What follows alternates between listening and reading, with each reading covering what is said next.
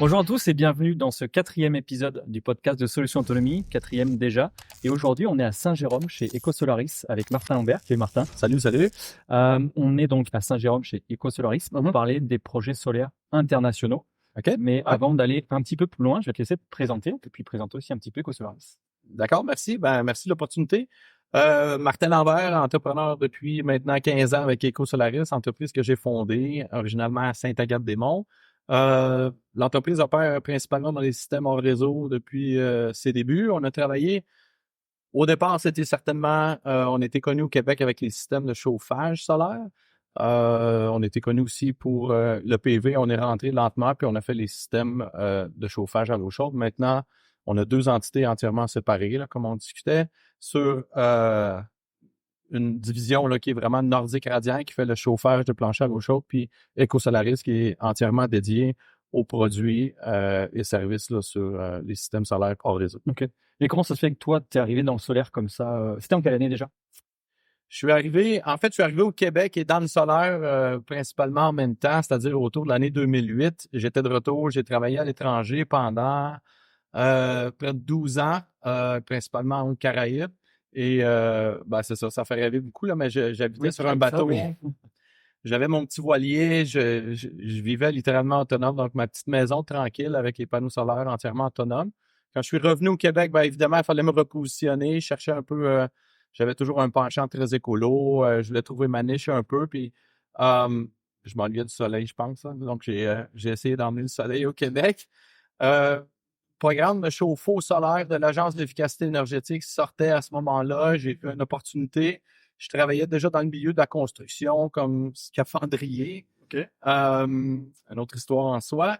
Puis, voilà, j'ai parti à EcoSolaris comme ça pour me qualifier. Je suis retourné aux études en mécanique du bâtiment.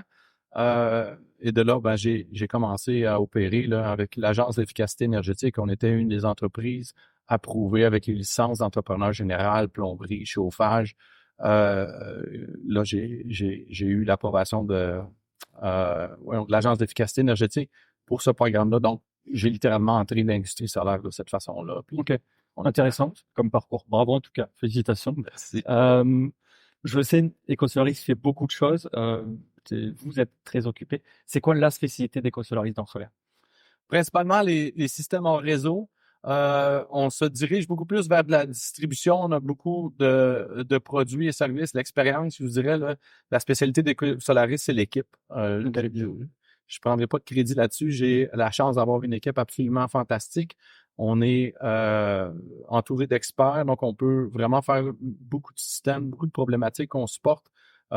Puis évidemment, comme on a la chance d'avoir de l'espace, on fait beaucoup de fabrication ici de systèmes qu'on peut prémonter. Donc, nos clients peuvent venir ici, voir les produits. On peut les prémonter pour eux. Ils ont des systèmes qu'ils peuvent ramener ici, qu'on peut regarder avec eux. Donc, on a développé vraiment l'approche hors réseau, soutien client du début à la fin. Là. Excellent. Alors justement, ça m'amène parfaitement à ma deuxième question. Donc là, vous faites beaucoup de solaire au Québec. Pourquoi prendre la décision, c'est ce que vous faites, pourquoi prendre la décision d'aller faire des projets à l'international? Donc voilà, ce sera ma première question. C'est là que ça s'étire. En fait, originalement, c'est sûr que le réflexe, j'ai probablement une part de responsabilité dans cette histoire-là. Originalement, EcoSolaris, bien entendu, quand j'ai commencé l'entreprise, la viabilité du solaire au Québec était vraiment très difficile, là, comme on peut savoir. Si on recule 15 ans en arrière, on peut pas penser que partir une entreprise en énergie solaire au Québec était la meilleure idée. Comme entrepreneur, je gagnerais pas trop de prix avec l'idée originale ici. Cependant, pour aller chercher la rentabilité, j'arrivais d'un marché international, j'avais beaucoup voyagé. C'était un réflexe pour moi. Les périodes où il y aura moins de revenus ici, mais je vais aller les chercher ailleurs. J'étais pas limité à la frontière, j'ai jamais été vraiment limité là-dessus. Fait qu'on a tout de suite été chercher là où le marché était en explosion. Donc, l'Afrique est venue, les Caraïbes est venue. Donc, les projets, les contacts que j'avais, on a travaillé. Puis, on est arrivé rapidement avec des projets au Bénin originalement, où j'ai pris littéralement pied en 2013. On a ouvert un bureau, on a ouvert une entité légale qui s'appelait EcoSolaris Afrique, OK. avec laquelle on a participé à plusieurs ONG. dont le GIZ allemand, le SNV, différentes agences qui nous ont octroyé des contrats. Cette aventure-là a duré 2 ans, n'a pas été très bénéfique financièrement. Donc, on a éventuellement mis la clé sous le tapis là-bas. On a ramené nos actifs principalement ici, du moins ce qui restait d'actifs.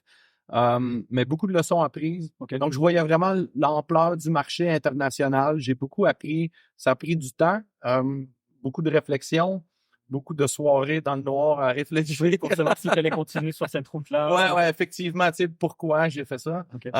Mais tu sais, en retour, c'est sûr que bon, les contacts, la crédibilité, on a toujours beaucoup d'expatriés qui viennent nous voir, qui recherchent des solutions. Le Québec est évidemment, il y a beaucoup de gens des Caraïbes, francophones, anglophones, beaucoup d'Africains qui sont ici sur place, qui étudient, venaient nous voir. Et là, tout de suite, on arrivait à se crédibiliser, à dire, écoutez, on a été présent au Bénin pendant 2 ans, on connaît bien les problématiques, le délestage.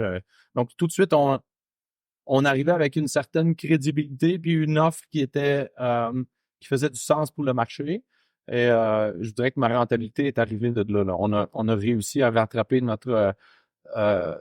la vision, si je peux dire ça comme ça, puis commencer lentement à faire des projets avec des clients ici, mais sur des territoires étrangers avec qui on ficelait, préassemblait, dimensionnait, même dans plusieurs moments, on a formé des gens pour apporter la technologie.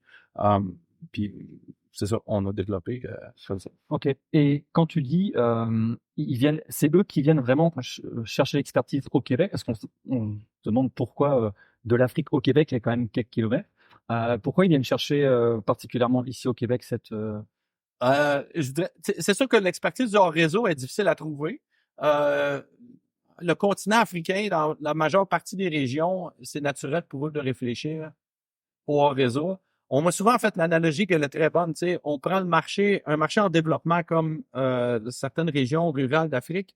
Si vous prenez le téléphone filaire, dans certaines régions d'Afrique, le téléphone ne s'était jamais rendu. On est passé tout de suite au téléphone cellulaire. Mm-hmm. Les gens dans des villages, ils n'avaient simplement pas de téléphone, puis du jour au lendemain, ils avaient tous des téléphones portables.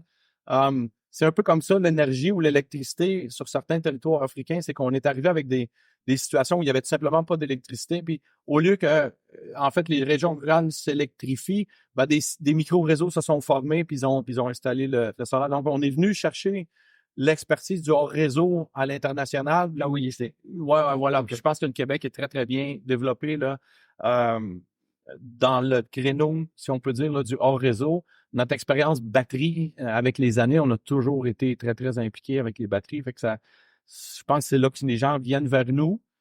Puis, évidemment, là, il y a une diaspora très, très forte internationale sur Montréal, francophone. Donc ça facilite les liens entre les pays. Ouais, on a eu beaucoup de délégations là, qui nous ont visités ici sur place. Ok. Donc justement, est-ce que tu pourrais surtout nous parler d'un projet que tu as fait en Afrique avec vraiment, on veut tout savoir, les caractéristiques techniques, comment ça a commencé, comment ça s'est passé, les problématiques, comment ça s'est fini, etc. Ben, c'est sûr qu'on a des projets qui sont terminés. Il y a des projets en cours présentement, mais ceux qui sont intéressants, je pense que c'est ceux qui sont en cours. Ben, les projets terminés, ben, sur le Bénin, bien entendu, on a travaillé avec plusieurs ONG, le GIZ, qui ont été des projets très, très intéressants. Pour moi, tu sais, des souvenirs qui sont super, qui me sont chers. Je vais toujours me souvenir, là, tu sais, le téléphone a sonné chez moi vers, il devait être 11 heures, là, j'avais mon bébé dans les bras, le téléphone a sonné, puis je vois bien, tu sais, que c'est des partenaires africains qui appellent. Je réponds au téléphone, là, tu sais, c'est la fiesta, là, tu sais, ça chante, ça danse, ça crie, j'arrive pas à saisir, on n'est pas à la même place, là. Puis, tu sais, je prends, tu sais, littéralement, là, je passe mon fils à ma femme, écoute, je veux essayer de voir, là, je discute, puis je parle avec les gens sur place, puis je réalise qu'ils sont littéralement en train de célébrer parce qu'on avait développé un projet d'électrification d'un terrain de foot. Donc, littéralement, tu sais, dans un marché public, on avait fourni avec l'ambassade des lampadaires solaires, puis dans un village, puis le projet avait mené à terme. Puis là, c'était le premier soir où, littéralement, dans le marché public, le terrain de foot, il y avait de la lumière. Ils pouvaient jouer. Mais là, tu sais, il faut comprendre, j'en ai des frissons, là, tu sais, c'était la fête, ça chantait, ça dansait. Ils avaient pour la première fois accès à de l'énergie puis la sécurité de savoir qu'ils vont pouvoir interagir la nuit. ça semble complètement, sorti d'une autre planète, mais c'était une réalité pour laquelle, pour eux, c'était le présent. Puis avoir discuté avec eux, ils étaient tellement contents. Puis, pour moi, ça valait, tous les maux de tête puis les Oui. cauchemars que j'ai eu sur des projets qui n'ont pas mené à terme, là, de pouvoir dire, écoute, l'énergie pour nous est tellement, prise en, Oui, pour acquis. ouais, absolument, ouais. Puis Surtout des pas fois, cher ici. dans certains projets, on a la chance de pouvoir vivre de l'énergie solaire au Québec dans des conditions qui ne sont pas nécessairement le premier réflexe de dire, écoute, c'est un marché vraiment intéressant pour le solaire. Si on arrive dans des marchés comme ça où l'énergie est tellement difficile à obtenir, de pouvoir travailler sur des projets comme ça, pour moi, ça justifie tous les cauchemars que j'ai vus dans le passé. Et c'est quoi, on parle de quoi comme type de projet à l'international comme ça? Est-ce que c'est j'imagine que c'est pas des petites unités, c'est plutôt des projets Ah, ça varie beaucoup. On a fait des petites unités, des kits, là, des picots solaires dans lesquels qu'on appelle là, des recherches de cellulaires. Il faut savoir que dans certains pays où on interagit, les gens littéralement sont sur les coins de rue avec une génératrice à essence, puis ils chargent là, l'équivalent de 5 pour recharger les portables aux gens. Les gens donnent 5 puis ils se branchent pendant 5 minutes, rechargent le portable, puis ils repartent. Et on est dans des situations comme ça. Tu arrives avec des petites stations de recharge solaire, un petit panneau. Les gens peuvent brancher 3-4 prises USB. C'est absolument ahurissant les changements que ça peut faire pour du micro-entrepreneuriat, qu'on appelle. Là. Sinon, d'autres approches qu'on a eues, c'est bien entendu des plus gros systèmes. Comme là, dans ce cadre qui nous concerne ici, là, on a un projet avec pas l'agence d'efficacité, pardon, mais le ministère des Ressources naturelles, de l'Environnement et des changements climatiques québécois qui a fait un appel à projet pour lequel on veut littéralement intervenir sur des hôpitaux au Congo. On a 2 projets avec le gouvernement présentement. Donc, un est situé au Congo, à RDC, République démocratique du Congo. Ça, c'est principalement sur des hôpitaux. Puis pour le Sénégal, l'autre projet, c'est de la machinerie agricole. Okay. Donc, c'est des projets d'envergure, effectivement, sur lesquels on vient, nous, intervenir 80, 100 kilowatts, là, des puissances sur lesquelles on vient littéralement fournir de l'électricité d'une façon plus permanente pour leur permettre, dans le cas de l'agriculture, de transformer les aliments d'une façon permanente et non pas attendre que l'électricité arrive. Puis dans le cas du Congo, c'est des hôpitaux. Là, fait qu'on on est capable de littéralement permettre aux chirurgiens, aux médecins d'opérer sans avoir à s'inquiéter là, si les appareils vont fonctionner. Donc là, comme j'entends, tu as souvent des clients, tu auras comme des intermédiaires entre, j'imagine. Donc, il y a beaucoup, comme je l'entends, il y a un peu de politique qui vient aussi dedans. Comment toi ou tes équipes, comment vous gérez ça? C'est sûr que, c'est un peu de tout. Les gens commencent à nous connaître. Évidemment, le nom circule dans un premier temps. Dans un deuxième temps, on est à la recherche aussi de ce genre de projet-là. Le message se passe bien. L'expérience générale se passe bien aussi. Donc, on a des repeat business, là, des gens qui nous reviennent vers nous. Mais oui, il y a du politique. Il y a des organismes sans but lucratif presque toujours impliqués. Il y a beaucoup de logistique, énormément de logistique liée à ça. Donc, on doit, oui, on peut vendre des appareils ici, mais est-ce qu'on s'approvisionne localement à l'international? Les produits viennent de où? Et principalement, c'est de prendre en considération le client final qui, lui, va devoir vivre avec le produit dans le temps, ce qui va être capable de le faire réparer, de faire la mise en du service, de l'entretien. Puis pour nous, c'est super important. On ne veut pas faire comme d'autres joueurs internationaux qui viennent littéralement déposer de l'équipement puis qui repartent, qui ne reviennent jamais. Là. On a beaucoup vu de frigos déposés par des organismes massifs internationaux qui littéralement fournissent des frigos à vaccin, mais 6 mois plus tard, le frigo il ne fonctionne plus. Puis ils abandonnent tout simplement. Là, la vie étant ce qu'elle est, les gens font comme bon, il ne fonctionne plus. Paf, ça finit un frigo de 3000 $ qui finit comme une armoire à linge. On en voit beaucoup. Donc, on veut s'assurer qu'on implique les joueurs locaux. On travaille avec des très belles entreprises au Congo, notamment là, on travaille avec GoShop, qui est vraiment là, quelque chose d'admirable, une belle business. Donc, on développe avec eux le client, on développe avec eux l'approche, puis ensuite, on fait une transition des organismes lucratifs vers eux pour leur permettre ensuite de travailler avec eux localement. On reste en recul pour dire, puis avec la technologie maintenant, nous, on peut aussi surveiller à distance. Ouais. Ce qui n'était pas le cas, là. Si je recule 15 ans, là, je recevais le téléphone, là, puis tout ce que je savais, là, c'est que les lumières étaient éteintes, on avait plus d'énergie, ça clignote, puis les deux doigts, puis quand je mets mes deux doigts, je sens rien, là. Tu sais, prendre l'avion pour aller faire du diagnostic, Ouais. tu sais, c'était absolument pas viable. Justement, ça, j'aimerais bien qu'on s'arrête un petit peu là-dessus. C'est quoi ta réalité pour gérer ça à distance en termes, comme tu dis, de logistique, les équipes d'installation? Parce que, comme je l'entends, toi, tu fais tout ce qui est partie dimensionnement, tu prépares un petit peu tout ça en amont.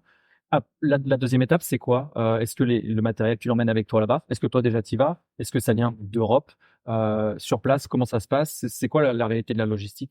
Chaque projet est c'est varié, bien entendu. Si je l'applique présentement, là, dans le cas qui nous concerne, le Congo, je suis allé faire une première mission avec tous les gens impliqués. On rencontre les partenaires, on rencontre évidemment la politique, fait des bonjours, des poignées de main, on serre la main, on essaie de garder tout le monde content. Mais par la suite, évidemment, c'est d'évaluer la logistique. Est-ce qu'on est capable de s'approvisionner? Quand on reçoit l'information que oui, il y a du matériel sur place, ben forcément, moi, je veux le voir. Est-ce qu'on travaille avec les mêmes manufacturiers? Est-ce qu'on travaille avec les mêmes technologies? Puis on établit ensuite là, des procédures de travail pour être capable justement de s'assurer qu'on est capable de vendre ça. Donc, on va travailler. Victron est un bel exemple. Là. On a un produit qui est internationalement bien reconnu. La technologie aussi nous permet vraiment d'avoir accès maintenant. Tout le monde, peu importe le pays, les portables, le Wi-Fi est disponible. On est capable de faire littéralement des zooms, avoir du visuel, des rencontres à distance. Donc, tout ça, ça a été tellement, dans les dernières années, là, ça a facilité beaucoup l'accès aux énergies renouvelables en milieu reculé. Puis pour nous, ben, on s'insère directement dans ce... Et toi, personnellement, est-ce que tu y vas ou est-ce que tes équipes y vont? Est-ce que vous y allez ensemble? Comment ça se passe? Généralement, je suis le premier, effectivement, au grand dame de ma femme, peut-être. Là. Mais je suis généralement, tu sais, j'ai toujours été... C'est une valeur personnelle, mais tu sais, je ne demanderai pas à mon équipe de se déplacer sur des trucs pour lesquels moi, je ne veux pas y aller, j'ai pas vu. Donc, je vais actuellement, je suis toujours le premier à mettre ma main dans le tordeur. Donc, oui, j'ai cet engouement-là aussi là, de voyager. Donc, j'y vais en premier. Là, tu vois, on se déplace la semaine prochaine sur le Sénégal avec Assadec. Donc là, on y va à deux. On a un côté très, très technique. Je leur laisse l'expertise. Puis là, ben, on a une vision globale pour une première mission. Mais oui, généralement, là, je reste encore très, très impliqué. Là, avec les années, j'ai quand même cette passion-là qui reste là. Quand c'est hors réseau, j'aime bien rencontrer les gens, voir comment ils vivent, connaître comment les systèmes sont utilisés, ils sont puis pas utilisés. C'est incroyable comme feedback de voir en milieu réel, ok, comment ça fonctionne, comment ça performe, comment toi tu l'utilises, comment. Et oui, j'avoue, là, tu sais, d'avoir après l'opportunité à travers les années de voir la consommation d'énergie, la croissance de la consommation d'énergie. Mais tu sais, les similitudes, souvent on dit ah non, c'est complètement. Tu sais, les systèmes en réseau où la consommation d'énergie est pareille partout. Là. Ouais. On n'est plus du tout là, tu sais, dans des grandes différences de consommation. Les besoins changent, mais se ressemblent. Mais reste que, bon, les gens ont des laptops quand même à la maison. Tu prends ton téléphone, tu prends ton ordinateur, il y a une base qui est commune. Ils ont les mêmes besoins maintenant de communiquer, de transiger, d'opérer, disons, des entreprises. Tout le monde, la planète est un village maintenant. Là, c'est juste que pour nous, on a la facilité d'accès à cette énergie-là et eux, ils ne l'ont pas encore. Donc, on a... Mais dans la majeure partie des cas, ils alimentent un laptop pareil comme nous pour le même nombre d'heures par jour. Si ça se trouve, inconcevable que nous, on soit dans la neige puis qu'on soit capable d'avoir des systèmes solaires à l'année. Je me souviens, tu sais, j'avais donné une conférence sur l'université à Cotonou où j'avais des universitaires, littéralement, là, des bacheliers en énergie. Puis les gens, littéralement, me disaient, écoute, la première question qui m'a été posée, c'est est-ce que vous croyez que le Bénin pourrait, suffire avec l'énergie solaire en énergie? Puis j'ai fait, attendez, là, tu sais, si je vis de l'énergie solaire au Québec. Oui, ça pourrait aller. Je pense que vous devriez, tu sais, il y a des conditions difficiles. Connaître la poussière, tu sais. On faut s'adapter à certaines choses aussi. Voilà. Il faut bien connaître l'environnement dans lequel vous êtes. On a des hautes températures en chaleur. On a bien entendu la poussière, les débris, l'entretien, la maintenance, la surutilisation. Il y a des critères qui vous appartiennent, mais sans aucun doute, vous avez suffisamment de potentiel là, pour déployer des systèmes solaires à grande échelle. Et pour l'installation sur place, tout comme le SAV, j'imagine, est-ce que tu donnes de la formation? Oui. Parce que, j'imagine, une fois que tu as installé ça ou que tes équipes sur place l'ont installé, Qu'est-ce qui se passe après ça, justement? On se sauve. Voilà. Non, non, du tout. L'idée, c'est bien entendu de rester avec eux. C'est souvent les problématiques qu'ils ont rencontrées dans le passé.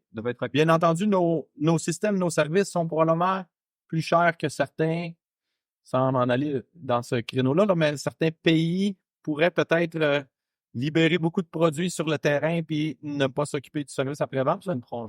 On s'en mais tu sais, je vous dirais qu'on a l'opportunité, les Canadiens sont très, très bien respectés dans tous les territoires, que ce soit caribéen, que ce soit de l'Amérique centrale qu'on a travaillé, l'Afrique. On arrive toujours avec une belle réputation. Oui, ça coûte plus cher, mais il faut rapidement valoriser le gain dans le temps puis essayer de faire comprendre aux clients potentiels, petits, moyens et grands, que ils vont rapidement rattraper leur investissement. Le retour sur l'investissement est très, très important.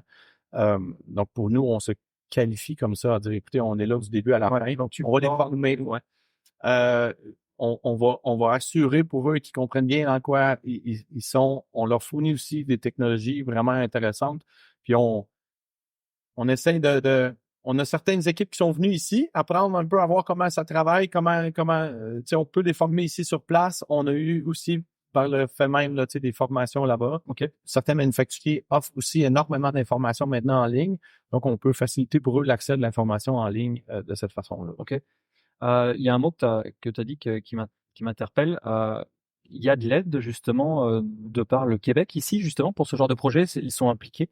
Est-ce qu'il y a des aides financières? Est-ce que tu parlais d'investissement Québec, par exemple? On a eu, en fait, dans le cadre des deux projets qu'on a, là, c'est vraiment le ministère de l'Environnement, des Ressources naturelles et des Changements climatiques qui, eux, ont lancé ce qu'on appelle un appel à projet pour les communautés impactées par les changements climatiques. Donc ça, on vient de gagner au Scrabble, là.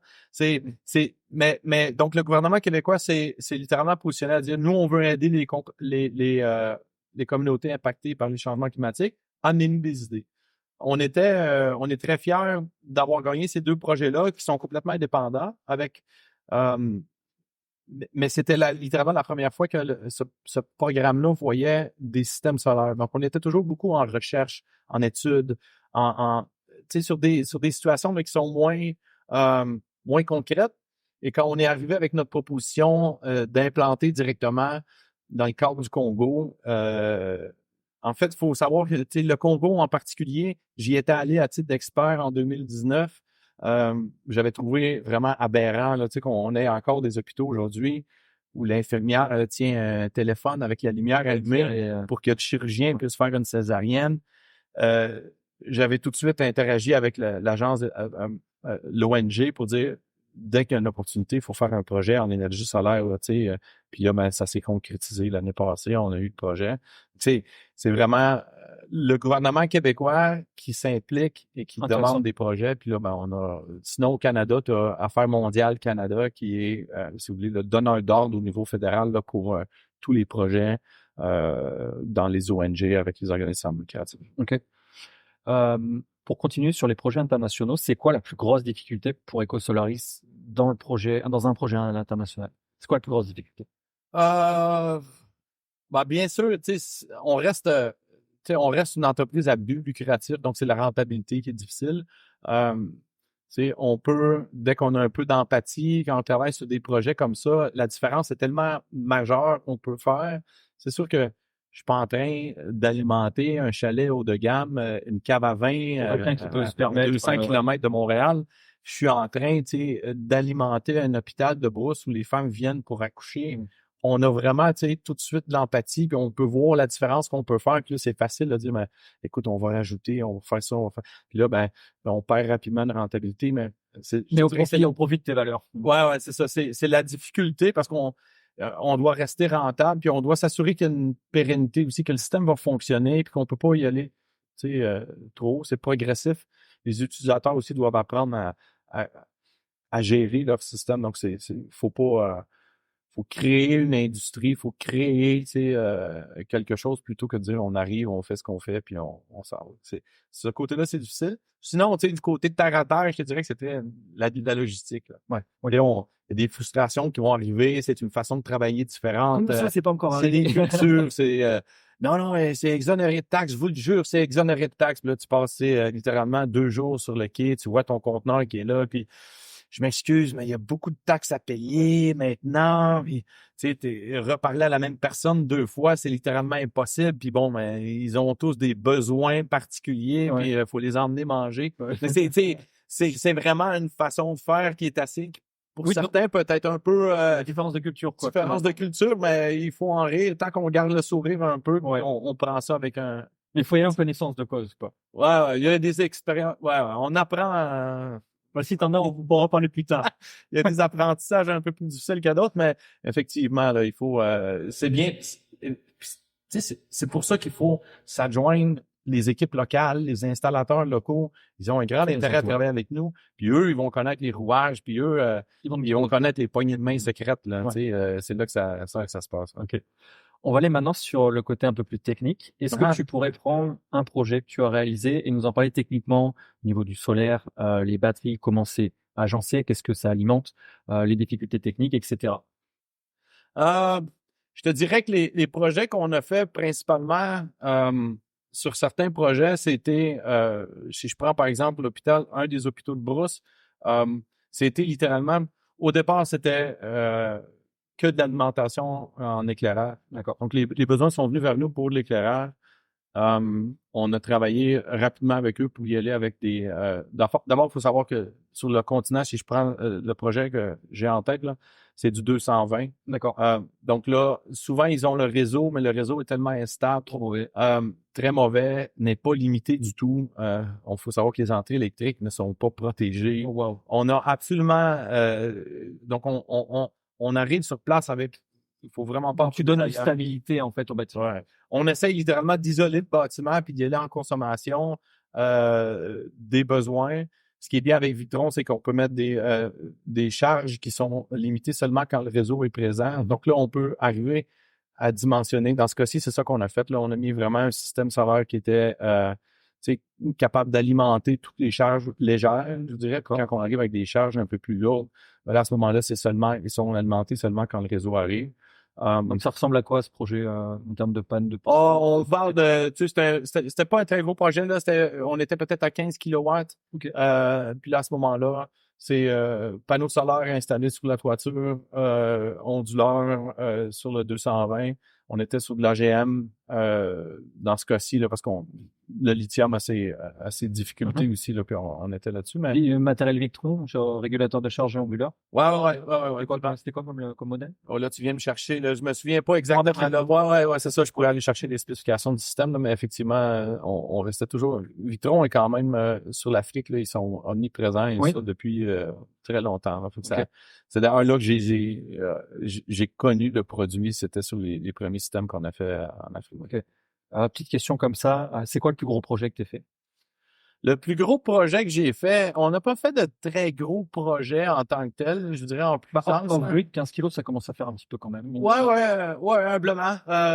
Oui, je te dirais qu'on est peut-être là en stockage, on est dans, tu sais, on a 120, 130 kilowattheures. On est avec, c'est pas mal là qu'on joue là. C'est difficile à dire parce que ça grossit tellement qu'on fait, tu sais, depuis plusieurs années, on fait beaucoup moins de projets nous-mêmes. On est vraiment plus en direction. On va guider les installateurs. Je pense que nos installateurs ont fait des projets beaucoup plus gros que ça jusqu'à maintenant avec des quantités de stockage. Mais pour nous, là, on essaie de faire de moins en moins de présence terrain, plus de développement, puis je dirais pas distribution, mais tu sais, de supervision technique. Puis on y va comme ça. Ouais. OK.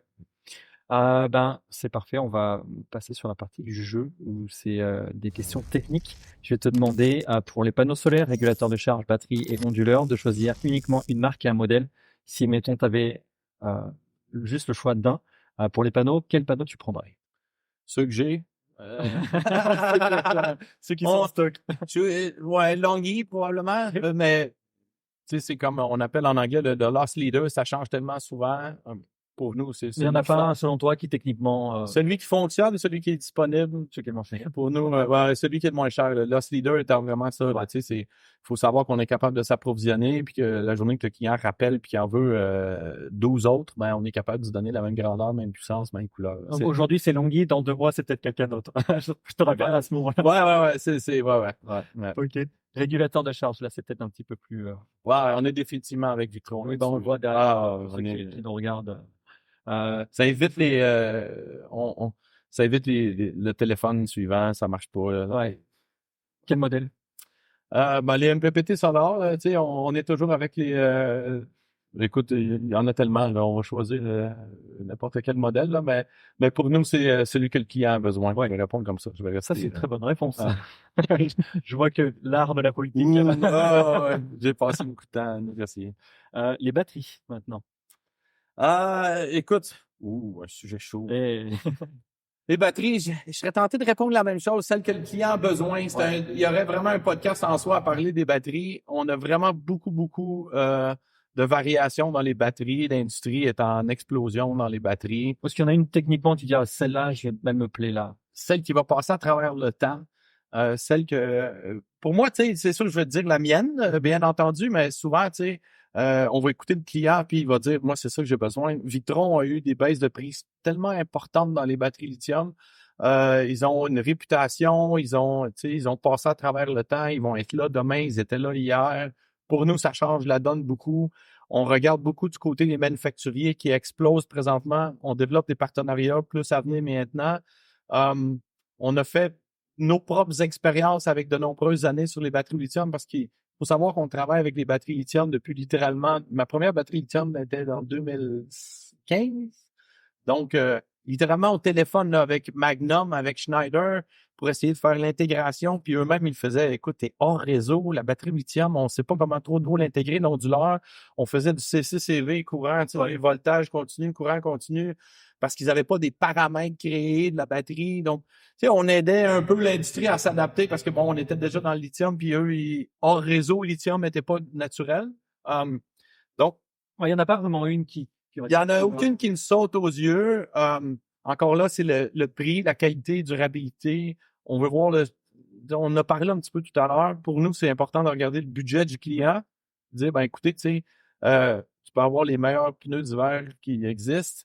Si ta voiture ne démarre pas, tu n'iras pas travailler. Là. Donc, c'est important de mettre le budget dans son ensemble, bien le regarder. La batterie est définitivement le cœur du système. Donc, on est toujours très avisé avec nos clients de dire, voici ce que vous avez besoin, voici ce qu'on vous recommande, mais par la suite, si votre budget ne le permet pas, OK. Donc, selon toi, pour toi, il n'y a pas de marque qui sort vraiment...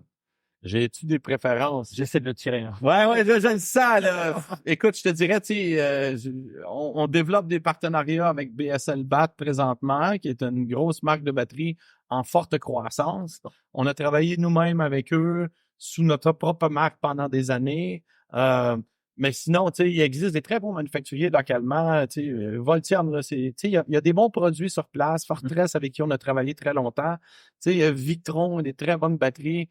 Tu sais, pour moi, là, la batterie est une composante. Il existe des très bonnes batteries sur le marché. Puis comme tu dis, ça prendra un épisode entier pour en parler. Ouais, absolument. On le fera, on le promet. L'idée, c'est que le client se retrouve pas pris en otage avec une batterie qui, dans 2 ans, 3 ans, 5 ans, n'aura plus personne pour la représenter, de remplacer, de la diagnostiquer. C'est ça, moi, qui m'inquiète, tu sais, dans cette espèce de croissance là, de l'industrie puis des produits où est-ce qu'ils vont être là encore demain matin puis pour l'avoir vu, là, tu sais, dans leur réseau, c'est Hydro-Québec. Est-ce qu'on voudrait vivre avec un système qu'on ne sait pas qu'Hydro-Québec va être encore en affaires dans 2 ans? Là. C'est pas viable. Tu sais. Faut être conscient de ça. Le client, on ne veut pas le prendre en otage. Et enfin, pour l'onduleur, qu'est-ce que tu choisirais comme marque et comme modèle? Alors, on enlève l'argent de côté. Si, mettons, c'est pour chez toi, un budget limité, à qui tu fais confiance? Vitron, là, sans aucun doute. Chez moi, présentement, j'ai un Solarc. Okay. C'est sûr que Solarc, tu sais, il faut comprendre, là, c'est produit chinois américanisé. Maintenant, DAI est arrivé avec, il y a eu un trademark qui a été libéré. Donc, on a des très, très bons onduleurs. J'utilise Solarc, je suis très content. Okay. Les onduleurs hybrides, je vous dirais, ont la cote et ont le futur devant eux. C'est là que la game se joue là. Maintenant, Victron perd un petit peu à ce niveau-là parce qu'ils ont relativement de réseau. Les certifications, ils tardent à s'implanter. Ce qu'on a, par exemple, avec le 220 en Europe et en Afrique. Et le Easy... Le Easy Solar. Ça, ouais. Le Easy Solar, c'est une... Ça, c'est cool, ça. C'est un diamant brut, là. Ça fait longtemps que les gens, enfin, les installateurs de Victron ici... Tu sais, le plug and play, là, tu sais, utiliser instantanément, ça a été tellement long avant d'arriver, ce genre d'approche-là, là, puis on le voit depuis longtemps. C'est d'une évidence, pourtant, pour l'utilisateur final. Schneider, j'ai beaucoup apprécié Schneider avec les années par sa complexité, sa force et sa solidité. Ils ont pas eu ils ont pas su garder leur avantage de marché. Là, on a encore, même Magnum, là, pendant des années en réseau, on était avec Magnum Sensata, c'était absolument la crème de la crème qui marchait. Là, technologie, on s'est pas adapté. Les démarreurs de génératrices sont indépendants. On a toujours encore des composants. Maintenant, tu regardes un Victron ou un Solar où là, j'ai tout d'un, branché ici, branché ici, branché ici, appuyer 3-4 boutons, puis voilà. Donc, ça simplifie les installateurs, bien entendu, mais aussi l'utilisateur qui, lui, n'a pas besoin d'une maîtrise en communication. Un doctorat en communication technologique pour comprendre ce qu'il y a dans son sous-sol. C'est intéressant parce que tu vois, tu es le troisième professionnel qu'on a, installateur sur cette émission, et tous ont répondu à un all-in-one à chaque fois. Alors, il y a du Solaric, il y a du Lux Power, et ce qui m'amène à ma question suivante, mais tu as un peu répondu, c'est quoi en ce moment qui est un peu trendy et c'est quoi que toi tu vends en tant que professionnel avec l'expérience que tu as? Qu'est-ce que tu vois qui va arriver là dans les prochaines années? Tu dis que la game elle se jouait avec les onduleurs hybrides. Ouais. Est-ce que c'est ça? Les unités combinées, je pense que le réseau, la demande vient beaucoup du réseau qui veut se donner une certaine autonomie. Les gens veulent être un peu plus maîtres de leur énergie. Donc, je pense qu'il s'en vient, c'est le stockage résidentiel. Les gens veulent un système solaire réseau, une panne électrique qui fait noir dans la maison. Les gens, c'est juste ce sentiment de mais oui, mais j'ai dépensé tant d'argent puis j'ai pas. Donc là, on a la batterie, le système clé en main qui rentre, là, on est capable d'avoir un petit peu d'autonomie. C'est là que le futur s'en va. Le V2G, là, qui s'en vient vite aussi, la voiture électrique. Oui, donc, pour expliquer, c'est utiliser la batterie d'une voiture électrique, la brancher à sa maison, à son tableau électrique pour fournir de l'énergie. Les clients qui appellent et qui disent, écoute, moi, j'ai une batterie de 150 000 $ dans mon entrée. Quelque chose. Il fait noir dans ma maison. Mais c'est une aberration. C'est sûr que bon, c'est des problèmes de riches, là, mais n'empêche que, on s'en va vers là sur l'automatisation, puis le stockage d'énergie devient vraiment, là, au niveau de l'Amérique du Nord, la consommation électrique explose, effectivement. Donc, on doit aller chercher partout là où on peut gagner en énergie. Là. Des réseaux comme la Californie, la Floride, où on a une augmentation substantielle de climatisation, puis les voitures électriques, va continuer de toute façon. Ça va continuer. Le réseau n'est pas bâti pour supporter des charges immenses comme ça en vient. Donc, ce que tu es en train de dire, c'est qu'il faut pousser l'autoconsommation, il faut pousser la production décentralisée, là. Ouais. D'accord. Hein. Aux grandes dames de certains joueurs, là. Voilà. mais je pense que, c'est inévitable, là. C'est là que ça, dans tous les aspects de différents niveaux, les gens veulent avoir un peu plus de maîtrise. On leur a pris beaucoup d'autonomie. Là, il y a une espèce de retour du balancier où les gens disent, écoute, moi, là, j'aimerais ça savoir que au montant que je paye, je suis capable de continuer avec mes occupations sans être interrompu parce que un arbre est tombé. Voilà. Mais effectivement, un peu comme les batteries, je pense que ça ferait l'objet d'un épisode très intéressant. Très, très intéressant. Ouais, absolument. J'en ai toujours à dire. Justement, c'était en à dire, Martin, est-ce que, s'il te plaît, tu pourrais nous partager une ou deux anecdotes que t'as pu vivre pendant toutes ces années en tant que professionnel du solaire? Oui, un fait peu connu, là, peut-être, c'est notre aventure de l'année passée. En fait, on a eu un très, très beau projet avec la communauté CRI du nord du Québec sur lequel on s'en allait littéralement. C'était un projet très admirable. Là. C'était un projet qui s'appelle Critopia, sur lequel c'était littéralement un site touristique, d'hébergement touristique dans la communauté de Waskaganish, dans le Grand Nord, et sur lequel on devait, en fait, là, il devait y avoir d'hébergement international qui venait expérimenter la vie des communautés autochtones dans le Grand Nord canadien. Donc, c'était un très, très beau projet. On a pris près d'un an et demi là, à dimensionner, à travailler. Là, il faut voir l'équipe qui part. On a 3 camions, les remorques, un projet massif, là, mais vraiment massif, de la préparation depuis plusieurs mois, des centaines de milliers de dollars d'équipement de toute l'équipe. Et on se déplace, puis si on se replace là dans l'histoire l'été passé, on avait les feux de forêt. Donc, l'équipe de course à la risque se déplace, on est en sécurité, on vérifie pour être Depuis sûr. Montréal, c'est combien de temps là? C'est loin. ouais, c'est loin. On était peut-être, ça nous a pris c'est 2 jours et demi là, de déplacement, donc c'était quand même. Il faut pas que tu oublies ton bus ou... Ah non, mais là, on arrive sur place littéralement, puis le premier soir, le dimanche soir, on est parti le vendredi, on arrive le dimanche soir, puis on est sur place, on dépose l'équipement sur le site, on s'en va à l'hébergement, littéralement en se relevant le lendemain matin. L'histoire est plus longue, mais on se relève le lendemain matin, la Sûreté du Québec bloque l'entrée au site, on discute avec eux, puis ils disent, écoute, le feu a traversé, on est littéralement... Vous êtes, le village est fermé, vous devez rester ici. Donc vous étiez vraiment entouré. Enclavé du feu Wow. pendant plusieurs jours. J'avais Yann, mon partenaire d'affaires, là, tu sais, le shower pour son bébé, tu sais, tous les trucs là la vie, là, tu sais, là, on est pris dans le village, on peut pas sortir, il y a le feu, il y a de la fumée. On est vraiment là dans le cœur du feu de forêt québécois. Puis à 2 doigts d'être évacué, peut-être aussi C'était tout le monde est en stand-by, puis évidemment au kilomètre 50 depuis l'autoroute qui appelle Billy Diamond jusqu'au village de Waskaganish, il y a 100 km.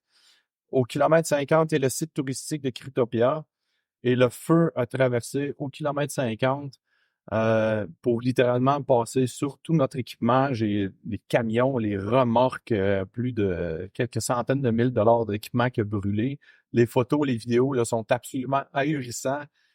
On reconnaît, tu sais, on a vécu la force des changements climatiques d'une façon tellement directe. Là, c'est très important ce que tu dis, c'est qu'on a, et puis moi inclus, je veux dire, tout le monde a toujours du mal à, si on parle des augmentations de température, des choses comme ça, mais quand tu es face à ça, je pense que c'est autre chose. David, dans l'épisode précédent, a vécu les mêmes choses.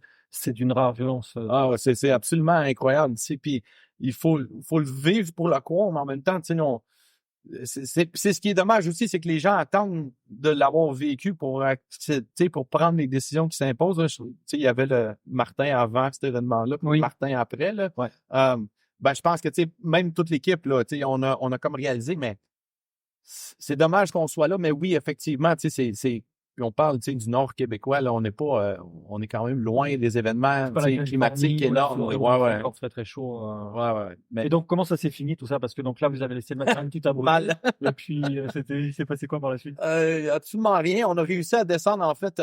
Tout l'équipement a été laissé sur place. On a réussi à sauver 2 camions sur 3. Donc l'équipe est redescendue bredouille. Après une semaine, on a réussi à passer en fait parce qu'on était une équipe relativement spécialisée. La Sopfeu nous a laissé passer sur l'autoroute qui était fermée. Donc, des hallucinants de circuler pendant 6 heures sur l'autoroute. Personne. Absolument personne. On a vu les feux. Là, on a des photos où on voit le feu sur le côté. Oui, c'est apocalyptique.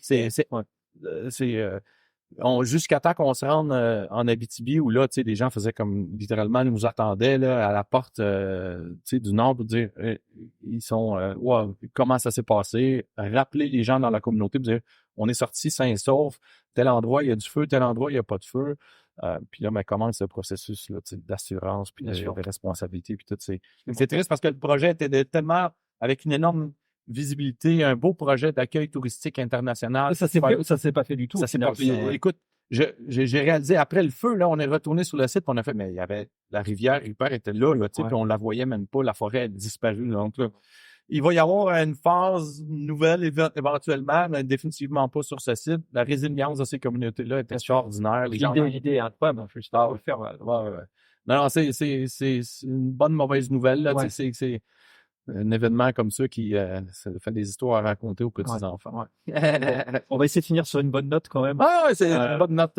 On va parler un petit peu du futur d'EcoSolaris. Donc, tu nous expliquer un petit peu tout ce que tu avais déjà fait, tout ce que tu es en train de faire. C'est quoi le futur pour toi et tes équipes ici? Écoute, beaucoup de projets qui sortent éventuellement. On a un déploiement, je dirais, pan-canadien. On a beaucoup de... On est toujours à la recherche d'installateurs avec qui on veut travailler. Les projets viennent vers nous. On a une expertise qu'on veut déployer, puis on aimerait beaucoup redonner, aider l'industrie à se développer. humblement, l'opportunité qu'on a est là de pouvoir dire, écoute, on peut stocker de l'inventaire, on peut aider les gens à s'insérer dans l'industrie. On veut développer des partenariats. Donc, on a des très beaux partenariats qui se développent présentement à travers le Canada, avec lesquels on est très fiers. Tarkouti en est un sur lequel on travaille. On fabrique des produits, on écoute beaucoup ce qui se demande. On essaye de fournir à la clientèle là, beaucoup d'assemblages ici en atelier sur lesquels on peut évidemment simplifier l'accès à l'énergie solaire le plus possible, mais ça bouge beaucoup. Oui, il suit pas mal la tendance. Ouais. C'est en train d'exploser le solaire en ce moment. Effectivement. Puis avec notre climatiseur solaire, c'est sûr que le climatiseur solaire. Ça. Ouais, on a toujours misé. Tu sais, c'est. Comment on peut dire? Tu sais, quand tu as faim, tu regardes pas ce qu'il y a dans l'assiette. Là, tu sais, fait qu'on a eu beaucoup d'expériences variées. Dans ce cas-ci, le climatiseur solaire, ou climatiseur chauffage, là, faut bien. La thermopompe solaire répond à un besoin tellement criant d'adresser la première demande d'une résidence chauffée, climatisée. Froid chaud, c'est toujours la plus grande consommation d'une maison, qu'elle soit autonome, qu'elle soit énergie net zéro ou branchée sur le réseau. On a toujours le chauffage et la climatisation dans le premier ordre de consommation. Pour nous, de faire un appareil déjà produit 3 fois plus d'énergie qu'elle n'en consomme, une thermopompe, et de pouvoir la connecter à un système solaire, pour nous, là, c'est sky's the limit. Puis on voit vraiment, c'est simple, on n'est pas dans une approche de gros système, permis, design, installation, demande de Viens, t'installes, tu branches et paf, puis on règle des problèmes d'une façon quasi instantanée. Là. Fait que pour nous, c'est vraiment un très, très beau produit sur lequel on mise beaucoup dans le futur. Là. Parfait. Bon, bah, on vous souhaite tout le succès en tout cas. Comment, si les gens veulent en savoir plus sur EcoSolaris avec tes produits, peu importe, qu'est-ce qu'on dit aux gens? On va sur ton site internet. Ouais, le site internet, bien entendu, ils peuvent venir nous voir. On est toujours très accueillants. On est à Saint-Jérôme, donc ils peuvent nous contacter par téléphone, par email, par chat, sur la rue, au bureau. Peu importe, là, mais on est toujours on est présent évidemment le plus possible sur les réseaux sociaux. Là. Excellent. Merci encore Martin pour ton invitation et de t'être pris au jeu. Merci à toutes tes équipes également qui sont en arrière. N'hésitez pas donc à liker, à commenter si vous avez des questions pour Martin, pour moi-même, on se fera un plaisir d'y répondre. Le prochain épisode risque d'être aussi intéressant. Donc on se retrouve au prochain épisode. À très bientôt. Bye. Merci, bye.